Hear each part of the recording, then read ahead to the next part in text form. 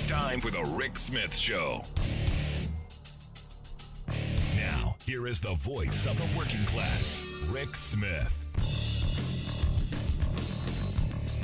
And welcome, brothers, sisters, working class heroes. This is the Rick Smith Show.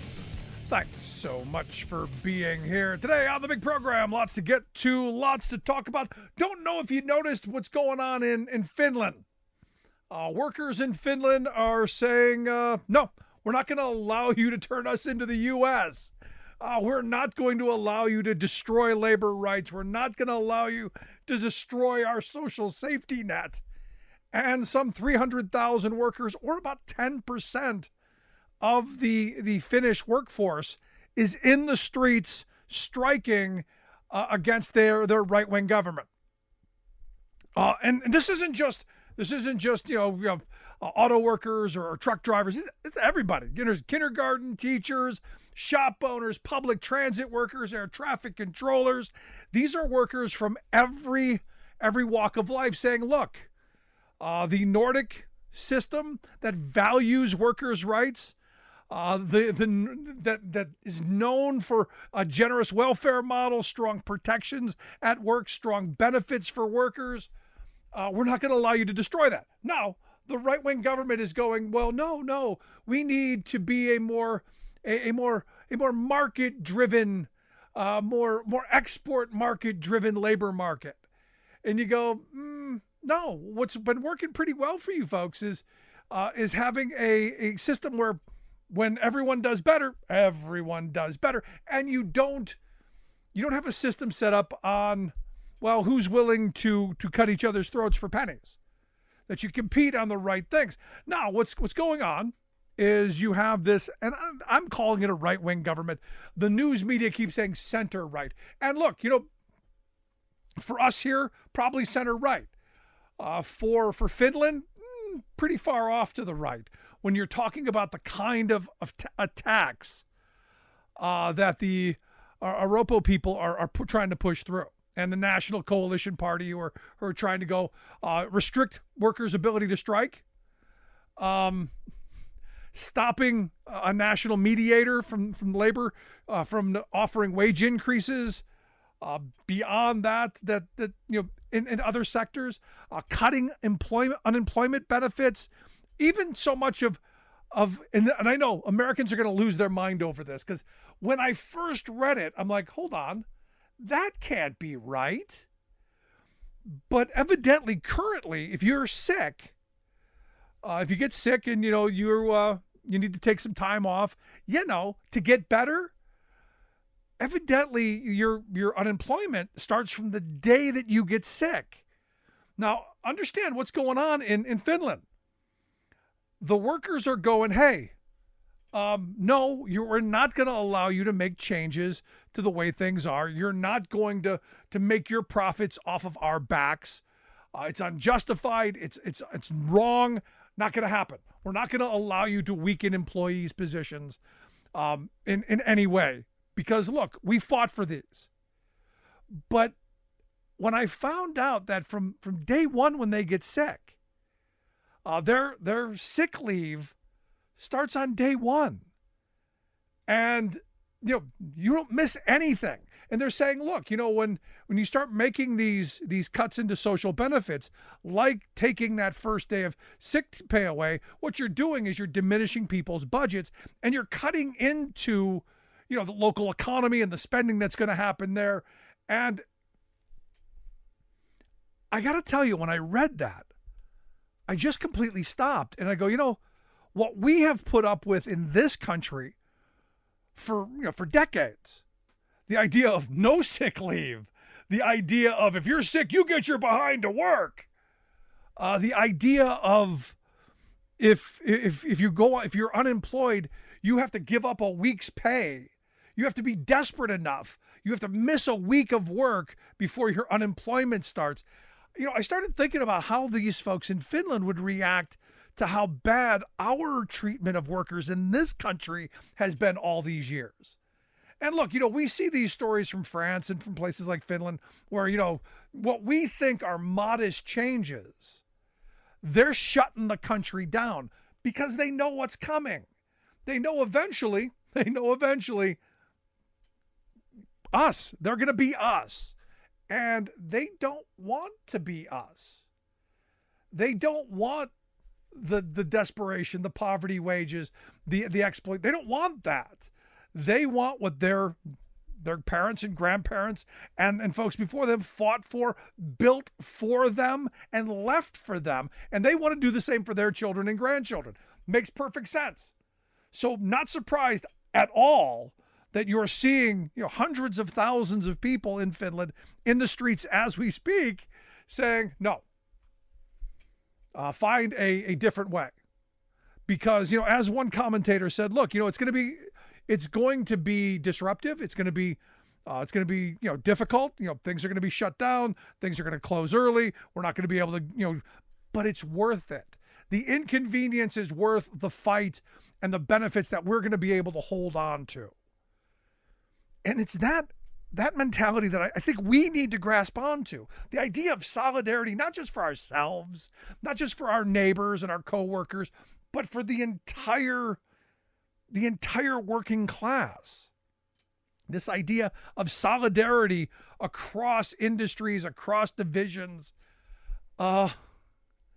This is a big deal and a learning lesson and an opportunity for people to go, maybe they got a point. Maybe if we want better health care, we want better education, we want better opportunities for workers in the workplace, wages, hours, conditions, maybe the way forward, you know what I'm going to say, maybe the way forward is getting on our comfortable shoes and getting out there on a picket line, adopting a striker when they're on strike, and maybe even ourselves joining, forming unions and fighting for better.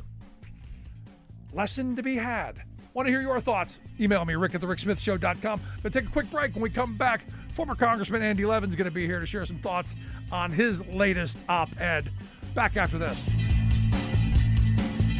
We are AFGE, the American Federation of Government Employees. We represent 700,000 federal and D.C. government workers who are the vital threads of the fabric of American life. We support our nation's military. We take care of our nation's veterans. We protect our nation's borders. We respond to our nation's crises and natural disasters. We provide services to our nation's seniors. The American Federation of Government Employees. We work for America. You're listening to The Rick Smith Show, where working people come to talk. So as we've been talking about, the sad reality is all we keep hearing in the mainstream media, and especially from my right-wing friends, is how horrible the economy is, the sky's falling. They've kind of backed off to recession is around every corner and it's coming. In fact, even Fox News is saying, the economy's really good. But not giving Biden the credit. And that's why I've asked Andy Levin to come talk with us. Andy's a distinguished fellow, senior fellow at the Center for American Progress. He's got a new piece out over at the DC Journal on Bidenomics titled Critics Are Missing the Forest for the Trees. Andy is also a former congressman from Michigan. Andy, thanks for taking time for us. Hey, it's great to see you, Rick. It's good to be with you. So, what are the critics missing? I mean, look, I've been saying the economy's moving in the right direction. We're doing a lot of good things, but that message isn't really trickling down to the average voter, to the average, or at least to my neighbors. What are we missing? Well, I think, first of all, you have to start from the fact that all these analysts and whatnot who want to look at the macroeconomic numbers, right? Like these data points about inflation and workforce participation, unemployment rates. My first point is people don't pay any attention to that. I mean, we don't know about that. What we know about is our own lives, right? We know, I know how much I'm making, how much my sister's making, who's working, who's not. And so people are upset because it costs more to buy milk. And when inflation comes down, that doesn't mean there's deflation. That milk went back down. It just means it's not going up as fast. Right. So I'm still pissed off about what I have to pay for milk, and I think that has been a big factor. And the reason that I think things are better than people say is it's really a few things. first of all, workers are taking matters into their own hands. I mean, 2023 was a year of people across a huge breadth of this private sector economy going on strike or threatening to go on strike and winning huge gains. And UPS workers who with the Teamsters, they didn't go on strike, but they had a real credible threat. They won huge gains. That's the biggest bargaining unit in America, 340,000 people.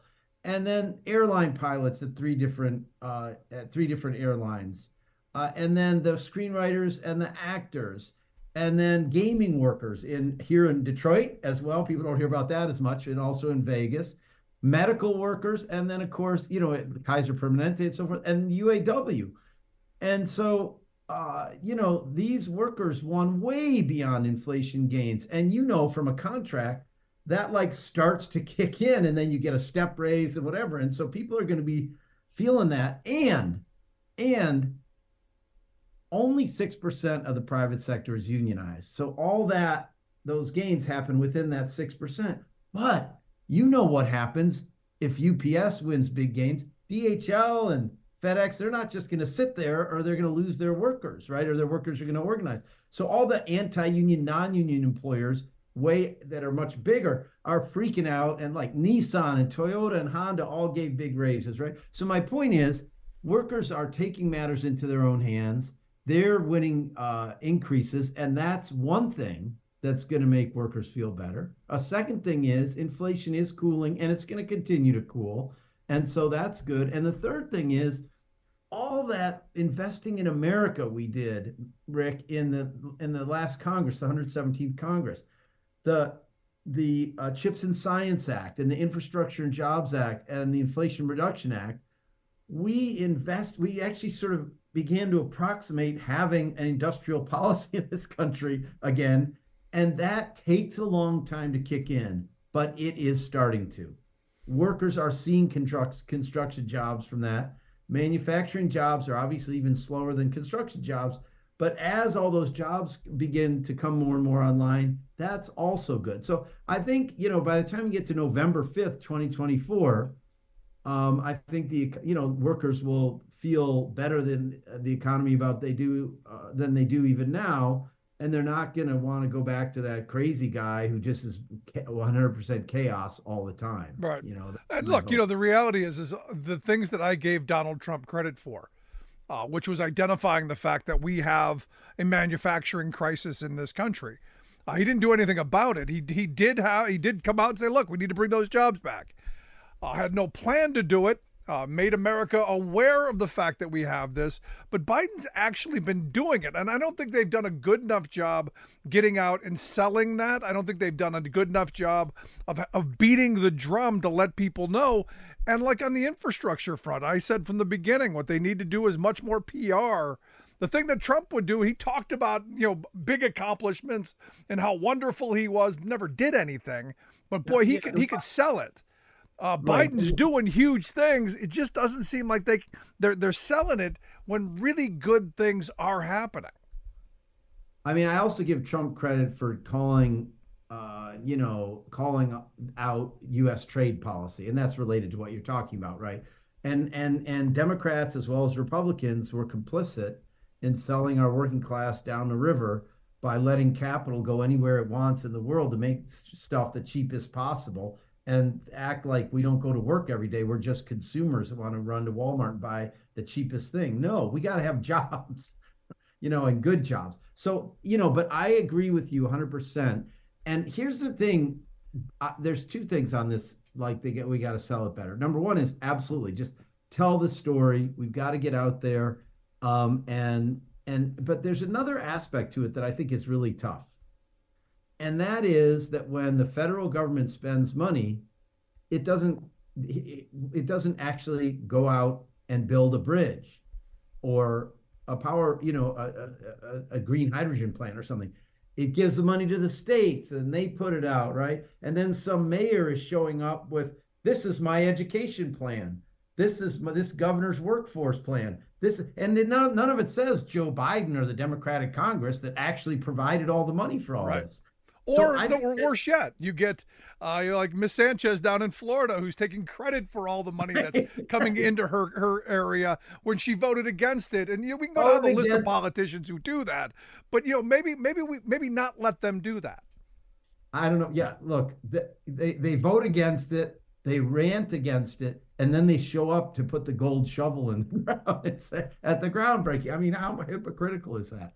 No, it is. But the other part of this is, and you hit on it at the beginning, it's the organizing part. And one of the things during 2023 I was saying is, you need to get out when there's a strike in your area and adopt a striker. Get out there and walk in the picket lines. In fact, when we went to the UAW strike up in Centerline, Michigan, you and your father were there as well, and spent a good portion of the day there. We took pictures. We talked to people. We need to be doing more of that as a society, more of that as a community, because as we talked about. When those workers have better wages, hours, conditions, it raises others up as well. And even though it's only 6% of the private sector workforce, that's going to have a reverberation effect across industries. And that's the stuff that builds prosperity in the working class. Absolutely. And you know what? It's not measured effectively. And nobody talks about it, but that is huge. But I got to say, every time I talk to you, Rick, I got to talk about the 94%. I mean, in 2023, even as this astoundingly broad array of workers in many industries were winning huge gains through collective bargaining, right, and solidarity, you had workers at Starbucks, at Trader Joe's, at REI, at Amazon, knocking at the door, right, and saying, oh, gee, that looks kind of good. Could I get a little bit of that? And the answer is no. I mean, American law policy, the reality is not one worker, 365 or more Starbucks stores have unionized, not one worker in any of those companies has a first contract or is close to it. So we have to lift up the collective bargaining wins that are happening and go out and really create a crisis in society about the fact that unless other workers can get contracts and bargain for a better life, we're never going to rebuild the middle class. And this is important because, I remember, George Miller from California came out with the Employee Free Choice Act as something they thought George W. Bush might sign. And I shook Barack Obama's hand twice, and he told me we were getting something better, and we got nothing.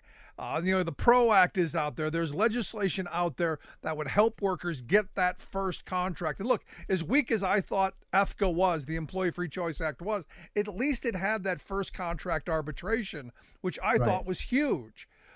Currently, the law is like you've pointed out, you could have wins in every Starbucks store. It doesn't mean they're ever getting a contract because the law doesn't mandate that they have to bargain in good faith. And they get away with not bargaining in good faith.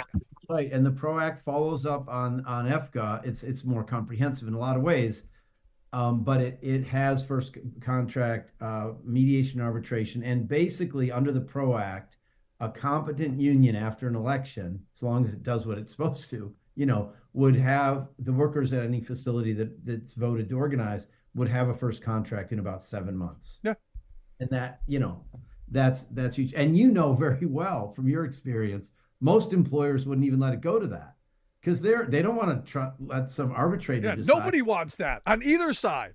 I own this business. I'm gonna negotiate it out myself because people think they're smart negotiators, or they don't want to take whatever they think, right? But so I got to say this, and I want to know what you think. Look, I wasn't, I didn't live through the Carter, I was a teenager, but Carter, Clinton, Obama, and Biden all had at least 2 years with Democratic control of both the House and the Senate, and none of them passed labor law reform. And I had a seat after Carter at all of them, because at Clinton, I was a staff attorney of his Labor Law Reform Commission. And in Obama, I was at the National AFL-CIO before that and helped create EFCA and the employee and the Voice at Work campaign, to try to make having collective bargaining a human right. And then in the Biden 2 years, I was in Congress trying to lead the charge for the PRO Act. So what I've concluded, Rick, is that we can't just let this come down to legislators. We can't let this come down to thinking that oh, senators and like even if we elect enough Democrats, we have to go out and organize in our local unions, in the community, in the streets, and basically create a movement to demand that workers have collective bargaining in this country. It has to be, a national consciousness raising, like grapes boycott kind of thing, where we get, society understands this fact that nobody knows about right now. Andy, those Starbucks workers can't get a contract. We're singing from the same hymnal. I've been saying this for years. The reason we got the National Labor Relations Act was because people were literally tearing this country apart brick by brick. I've often said it was a peace treaty to get workers to please come and sit down and negotiate. And I've been saying, the only way we get things is if we demand them, we fight for them. Look, politicians are tools, but we got to have the right tools to get the job done. And as you pointed out, in some cases, we didn't get it. I go back to the Clinton years. Bob Dole filibustered the strike replacement bill, and then they just left it. Obama's crew I don't even think he even tried to move the Employee Free Choice Act in the first year because they thought, hey, we got 4 years. I like the fact that Biden's been doing what he can, but legislatively, man, we have to have that law and that backstop to make that kind of organizing on a grand scale possible, I think. Exactly. I think it's like a step process. We're not going to get, if you just had a free market for union representation, we'd be back up to 35% like we were in the late 40s and early 50s. All the research shows that. Like this fancy MIT study showed that 48% of non-union workers want a union. Well, if even most 60% of those got a chance, we'd be back up to 35%, So, but the thing is, okay, so the second step is passing labor law reform so we can organize to scale again. But the first step is the movement to force the labor law reform. Absolutely. I'm right there with you. That's what I feel. That's what I'm about right now. We've got to really do that. And I'm interested in seeing the UAW. What a huge victory they had. And the new president, Sean Fain, immediately said, we're going all around to all these non-union plants to try to organize. So let's see what kind of comes out of that. That was very encouraging. I love his messaging, though. In fact, I love his messaging because it's been mine for the last nearly 20 years of doing this program, which is, it's that what side are you on unionism? It's the working people versus the billionaire class. It's very simple to see. And in this presidential election, the fact that Sean Fain did not even meet with Trump going, look, we know what he's about. We saw what he did as president, and he's the problem. I thought that frame was perfect. Sean Fain is the anti-Trump, not Joe Biden. Joe Biden's a great guy, whatever. I'm voting for him. But Sean Fain, come on, dude, when he showed up at his weekly update in the Eat the Rich t-shirt, I was like, honestly, oh my God. That guy. I never would have thought to say that he should do that. It's so genius. He is who he is. And then on one of those updates, he said, I know what they think of us. They think I'm some hick from, some working class hick from Kokomo, Indiana. And you know what? They're right. And we're smart and we're going to, and he went on. And he is, and people, oh man, these reporters are crawling around Michigan saying, can he get his members to vote for Biden? And what I say, Rick, is look, you were with me on the picket line, as you pointed out. There were Trumpy people on that picket line, and there were people who would never vote for Donald Trump ever, on that picket line, the workers, right? There was a mix. But I absolutely think if you have union leadership like that is telling it like it is and is, saying that Trump is a scab, which he totally is, I think he doesn't magically transform everybody, but I think that kind of leadership of like, hey, let's vote as a working class in our own interest to get, so we can have a good life. Yep. All we want is good wages, good benefits, enough time off to be with our family and a retirement package so we can retire in dignity. That's kind of all we want, really, Rick. And if you listen to his endorsement speech when they endorsed Joe Biden, he laid it out. He said, look, Biden's a guy who walked the picket line. This is a guy who, when we needed him, back in 2008, 2009, this is a guy who was there for us. Trump was the guy who said, hey, I could have gotten more out of those workers. Those workers are suckers. And down the line of all the things that Trump had done, he didn't talk about Lordstown, Ohio, where he said, nobody move. This plant's not going anywhere. And then oddly enough, the plant closed. I didn't get into that, but there was so much that he could have. But just laying it out these are the facts. This is reality. Any sane, rational voter, if you're a UAW member, an auto worker, I don't know how you then go, yeah, I'm still voting for the guys against me. Right. And I mean, Trump has been stiffing workers since his days with the Atlantic City casinos. I mean, he's been, a horrible boss, anti-worker in every way, as a billionaire or fake billionaire or whatever he's been, all this time. So I think it's really important. I think the messaging is really important. And you know what else? I think the UAW was also right to wait and endorse. People say, oh, they need to endorse Biden, right back, 6 months ago or whenever that was. And I'm like, they're in the fight for their existence in this big three contract. And Congress, we passed all this money for, a transition to a clean energy economy. And they've got to make sure this administration doesn't give all that money away to these union busting companies in the South. And I think they were right to say, look, we're for the work. We are an organization of workers, and we endorse politicians when it's clear to us that they are actually fighting for us, not because of some party label or just some automatic thing. And I think they were right to wait and do it when they had, Yep. Biden had shown he was really standing with them. I had my hats off to them on that. Absolutely. I would have, if it's me, I probably would have waited a little bit longer to when things start really heating up. But, look, I can't question this. I do question some other unions and some of their recent behavior, especially mine. Yeah. But, we'll see how this plays out.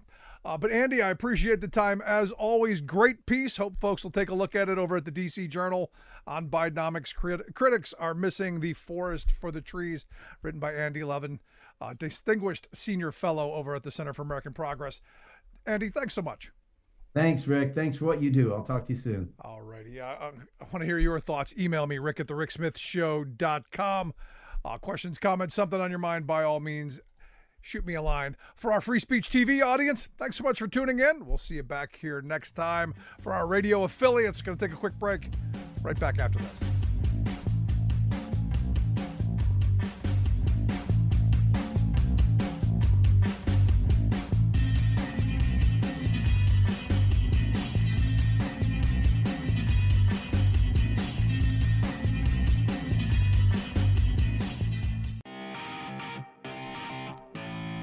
Welcome back to the Rick Smith Show. Now, here is Rick Smith. So we've all gotten the emails from the Nigerian princes. We've all seen the Facebook, hey, send me money and I'll give you, riches of gold and silver and I'll make you wildly wealthy. We've all seen this stuff. The con games, well, they are plentiful. And as my grandfather always said, if it seems too good to be true, it's too good to be true, so don't do it. When I went to go buy a car and the guy told me, hey, yeah, I'll sell it to you, but go get me Walmart gift cards. That's a scam. Don't do it. But, we've seen all of those, but it gets much worse because that stuff can also lead to identity theft where then it really gets bad. And evidently this is Identity Theft Action Week, and that's why I've asked Michigan Attorney General Dana Nessel to come share some thoughts and maybe how to protect ourselves, maybe how to stop this, and maybe how we start locking some of these bums up. Dana, thanks for taking time for us. Yeah, thanks for having me, Rick. So walk me through, because, like I said, we're all inundated with these con games, these schemes. This is big business, isn't it? Yeah, it absolutely is. It's affecting more and more of us. And the latest estimates are just in the last year, 9% of all Americans were impacted by this.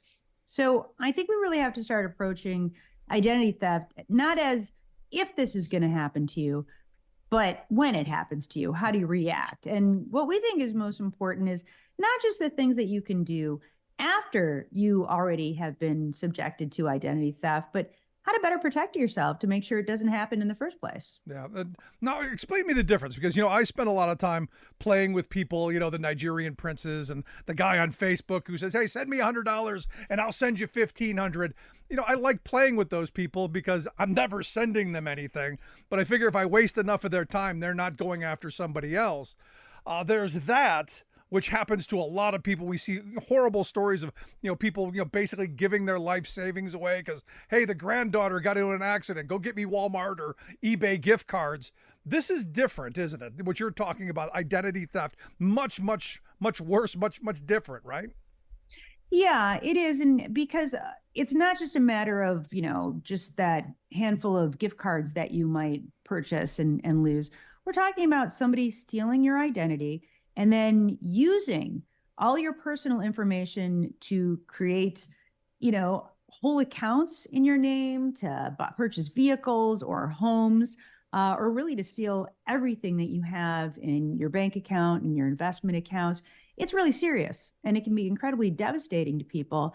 But the good news is there are a lot of ways to identify identity theft and make sure that you don't fall victim for it. So we're really trying to encourage people to look for those red flags. Right. And I will say that, I don't know how many of your listeners are familiar with Andy Cohen from Bravo Real Housewives, but, he's a pretty smart and sophisticated and savvy guy. And he just got taken for a whole lot of money in what was a really sophisticated scam that we're highlighting so that people are better aware of it. And what will happen is this: you will get a phone call or you'll get a text message or an email. Sometimes it'll be all three of those things saying that something urgent is happening. Maybe somebody has your information and is charging things to your credit card or is hacking into your accounts. And they'll tell you it's important that you immediately supply certain information. So they'll send you a link and they'll want you to go to that link and then put your personal information in there, or they'll just call you and pretend to be from your bank or your credit union or from some other company that you do business with and ask you for that personal information. And even though that's scary, what we're advising people to do is this: take a breath, get whatever information they're giving you, but don't provide your own information. Right. Hang up, don't respond to that link, and instead you call your bank directly and a number that is your bank, or you call that business after you look up the number, not whatever number they just provided to you. They could be spoofed, could be not calling from really that number.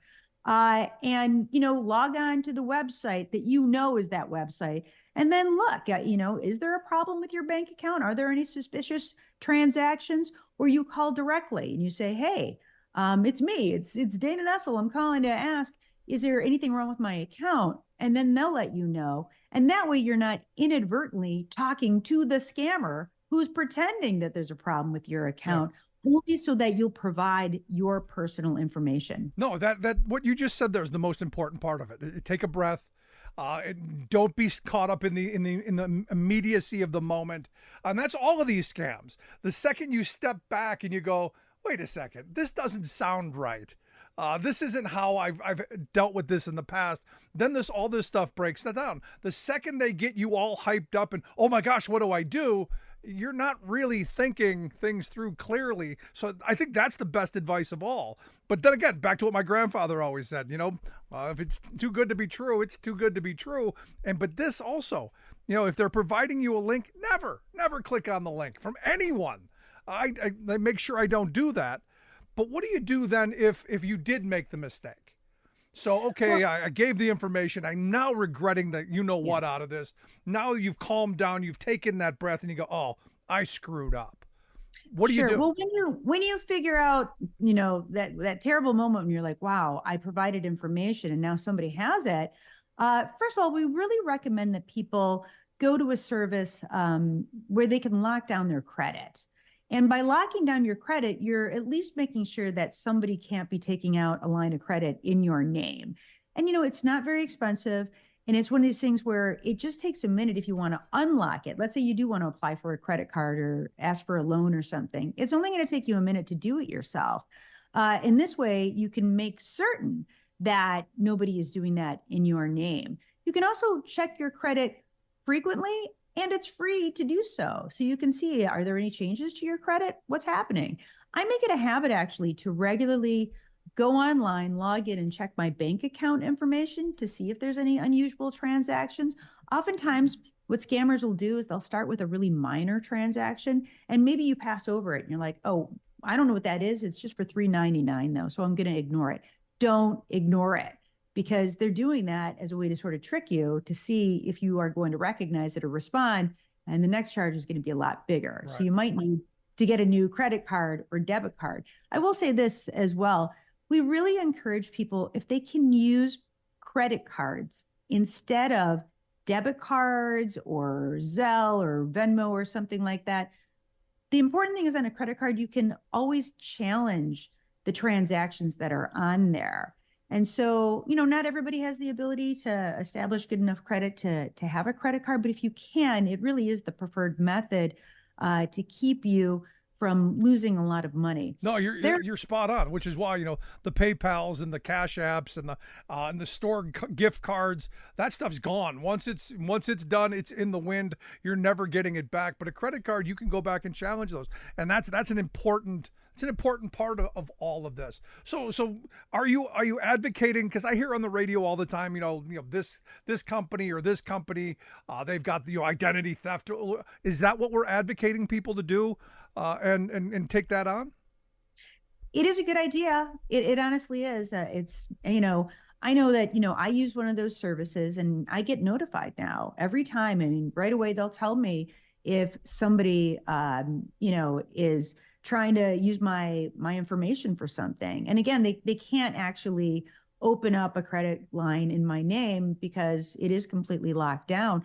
But, there's other things that people don't think of as well that are really important. And I know it seems simple, but, we get all kinds of financial information in the mail. It's very important to really shred that stuff before you put it in your trash. Somebody really might be going through your trash and finding that information. And we're really encouraging people, honestly, if you can, to stop using paper checks to pay for things. And maybe it's just because I'm old that I'm just used to doing that over the course of many years. But if you can pay online, we're seeing a lot of check theft lately. And if you are using paper checks, if you could try to not just put it in, sticking out of your mailbox at your house or your apartment, and try to go to a postal box and put it right inside the box so that somebody can't just swipe that. Once they have swiped one of your checks, now they have all your checking account information. They can print their own checks. Another one of those things. Look, they're getting more creative because, there are opportunities out there. So let me ask you, once, let's say we didn't take that deep breath at the beginning and fend them off right away. We gave them the information. They've stolen our identity. What recourse do we have? How do we recover from it? How does, Mr. Cohen come back from losing, millions, probably millions of dollars in an elaborate scheme? How do we get our name back? How do we get our good name back? Well, in Michigan, what we have available to Michigan residents is, you can call us up, and we actually have an entire unit of government called the Michigan Identity Theft Support System. And we assign you a caseworker, and we really go step by step to help you rebuild your identity. And anybody can, by the way, go to our website and take a look, and we provide what those steps are. And that's good for virtually any state. But every state, of course, has a Department of Attorney General. And that's, generally speaking, the government body that assists with that. But you can also call the Better Business Bureau, and they will give you that information. There's a lot of agencies out there that will help you to restore your credit and to restore your good name. But again, the best thing that you can do is be proactive. But if something does happen, remember, the worst thing you can do is nothing at all. If you just sit there and you're embarrassed, you don't want to say anything, don't feel stupid, right? This can happen to the best of us. It happens to everyone. And you have to take, precautions, and you have to do something right away if you know that your identity has been stolen, because in the meantime, every day that you sit on it and you just don't do anything at all, is a day that somebody might be using your personal information for something that's going to be really devastating to you. It can only get worse. And the embarrassed part is one of those things that, I can't believe, we got scammed. And I remember, look, I was 19. I got caught at a con. A guy was selling what were supposedly Bose speakers out of the back of his van. And I gave him like $100 or something for him at the time, only to find out they weren't. They had the name on them. They weren't. But you learn those little lessons and you get bitten. And I wasn't embarrassed. I was angry. So this is one of those things that I think people need to get angry about. And as the Attorney General, I hope you get angry about it too. And we start locking some of these people up with real sentences, not just slaps on the wrists or, hey, pay a fine, but real, real jumpsuit kind of orange jumpsuits and gray bar hotel stays and stuff like that. Well, we take that very seriously in Michigan.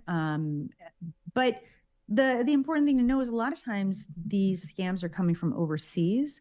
And that's not to say that, our partners with the FBI and Homeland Security and other agencies and task force aren't doing anything. But, it is harder, obviously, to apprehend somebody if this is coming in from Romania, right? And so that's why we want people to be aware of it. Also, just regular phishing scams are still out there. And what is that? You're going to get an email and it'll be from somebody that you're not sure who that is. And maybe it'll say, oh, there's an invoice. Click on the invoice. You owe money. And of course, everybody wants to know, like, wait, who do I owe money to? But if you don't recognize that email, don't click on it, and be really careful before you click on anything in an email that's sent to you. You really have to verify the address that it's coming from. Remember, what scammers will intentionally do is they'll have an email address that is just slightly different than whatever the real address or the real website is. And they're very sophisticated. They'll have the actual name or email address of a company, but maybe there'll be an extra slash or hyphen or, a period or something. And so you have to be so careful when you're getting that kind of stuff in your email. And just not clicking on anything that's attached. So last question I've got for you, and really quick, can you walk me through one of these? An example of, one of the most common ones that are out there, so people know how to identify this stuff. From just real quick, from start to, hey, this is the contact, through what the verbiage may be, so people maybe get a little sense of awareness. Yeah, well, it's the call that you get in. Or the text message or email saying that one of your accounts has been compromised and they need to verify your information. So you have to click on that link, or if it's somebody calling you, you have to provide to that individual who's calling certain information. But one caveat here to be really careful about: remember that artificial intelligence has become very dangerous in many ways. And you might get a call from someone and it sounds like somebody you know. It could be a friend or a family member or a neighbor or your pastor. And it might sound exactly like them. I'm not saying to be afraid of anybody that calls to talk to them, but if it's somebody all of a sudden who wants your social security number or your bank account number or your credit card information and you didn't reach out to them, even if it sounds exactly like that person, say, you know what, I'm going to go ahead and I'm going to give you a call back. And hang up and then call them directly. It might not be whoever they purport to be. It might be an artificial intelligence scam. That is excellent. That is excellent advice. And thanks for putting something else into my head, a reason that I'm against the whole AI revolution. But Attorney General, I appreciate you taking some time. Keep up the great work. And I look forward to talking to you again real soon. Me too. Talk to you soon, Rick. Thanks Take care. So much. Attorney General Dana Nessel. Want to hear your thoughts. Have you ever had something like this happen to you? I want to hear about it. Rick at thericksmithshow.com. Just wow. I got to tell you, amazing stuff.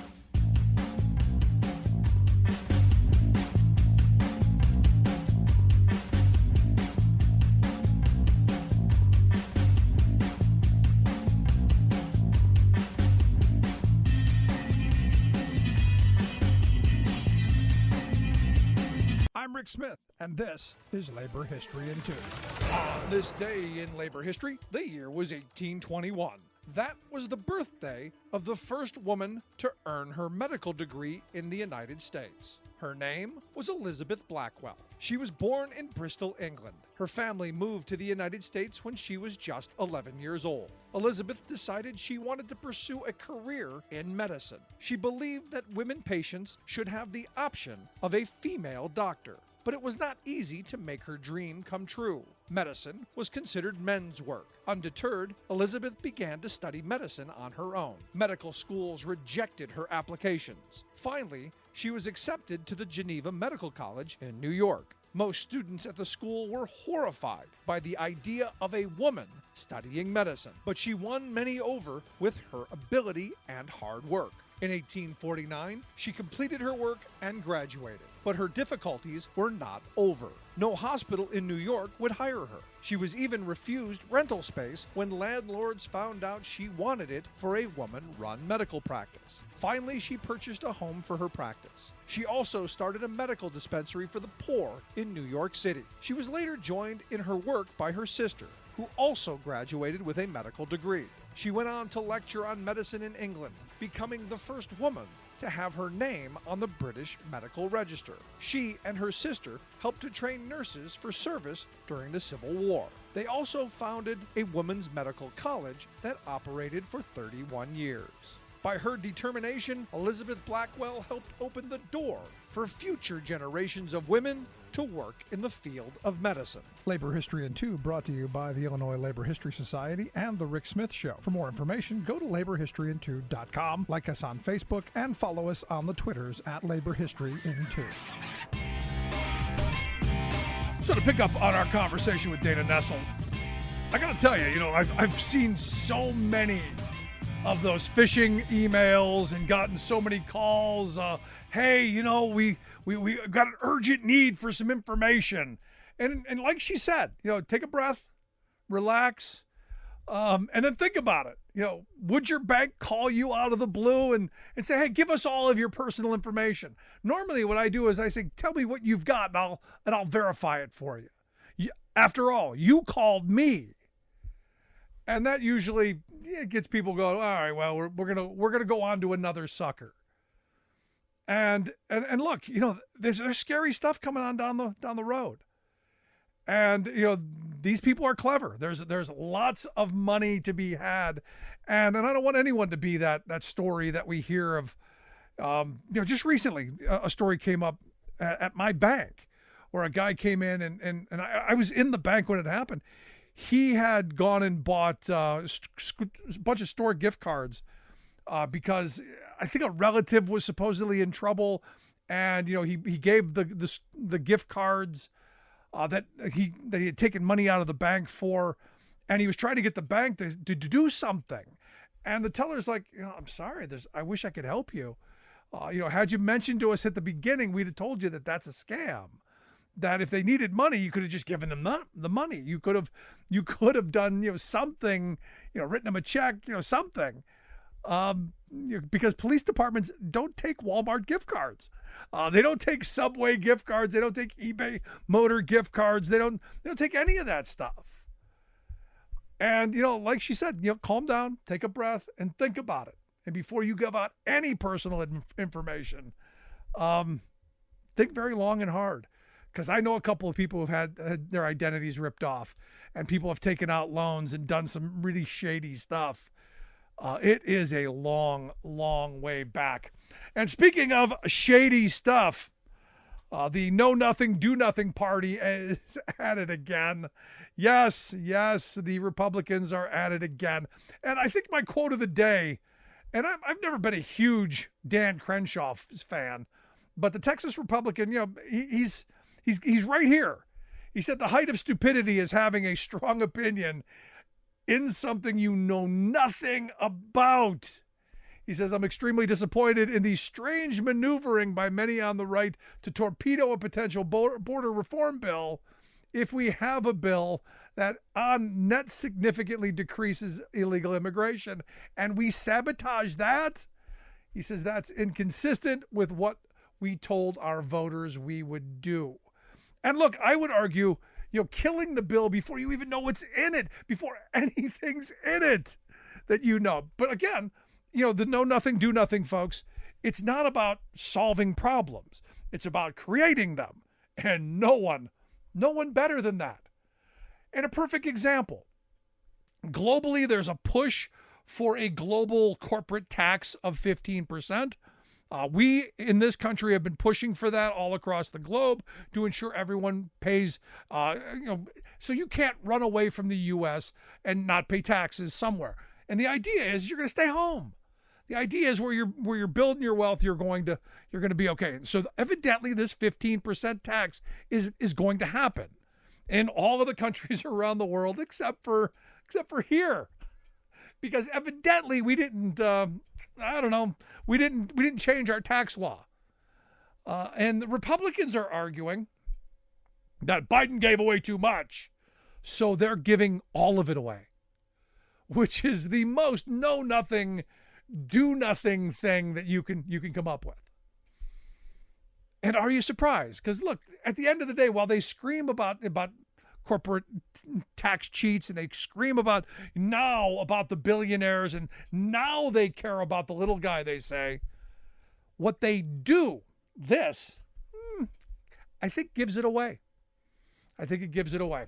And speaking of know nothing, do nothing, or in this case, want to do something, but no, they can't, so ultimately do nothing. Evidently, Ilhan Omar, the Democrat from Minnesota, whom I'm not a huge fan of, I'm not, gave a speech. And she gave a speech to a room full of Somali supporters that evidently Republicans like Tom Emmer, the Republican from Minnesota, are calling anti-American. Now, again, this is, whatever you want. I believe what you want. Evidently, the transcript, not accurate. Because, how many Republicans speak Somali? I don't know. I can't imagine that any of them took that up in high school. And if they did, I'm going to assume they got some of it wrong. And maybe, who knows where the translation came from. Could have been Wikipedia, who knows, but it's wrong. It's inaccurate. It's all reporting is saying it's wrong. My favorite part of this, and look, maybe Ilhan Omar has said some things that you can view as un-American, but guess what? We are told we're a country of free speech. And I'm personally not going to defend anti-American speech, but it is the right of free speech if you're in that world. But I love the fact, and this is the part that's brilliant to me, that you have Marjorie Taylor Greene, who wants to censure Ilhan Omar for a report that was translated improperly, and she doesn't actually know what was said, and Representative Mike Collins, the two of them, they want to deport her over those comments, even though she is a U.S. citizen. Now this, remember, you got Marjorie Three Names, who wants a national divorce, wants to break the country up into pieces, now wanting to deport U.S. citizens. And I'll tell you, this is very fascistic. This is who they are, and what they will do if you give them power.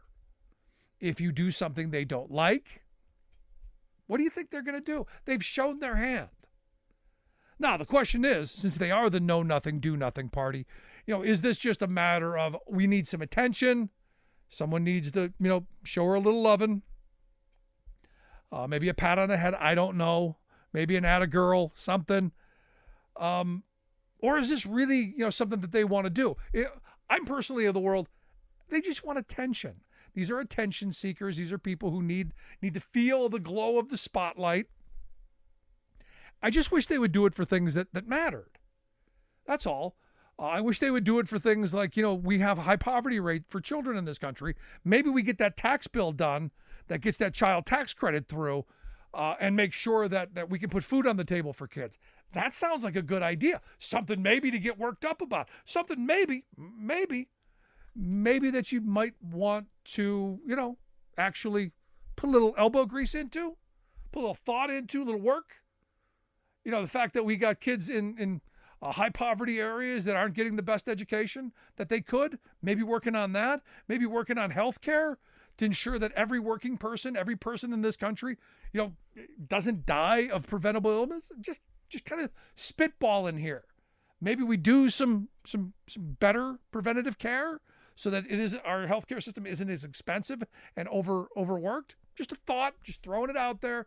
I mean, lots of things we could, should, and won't be doing.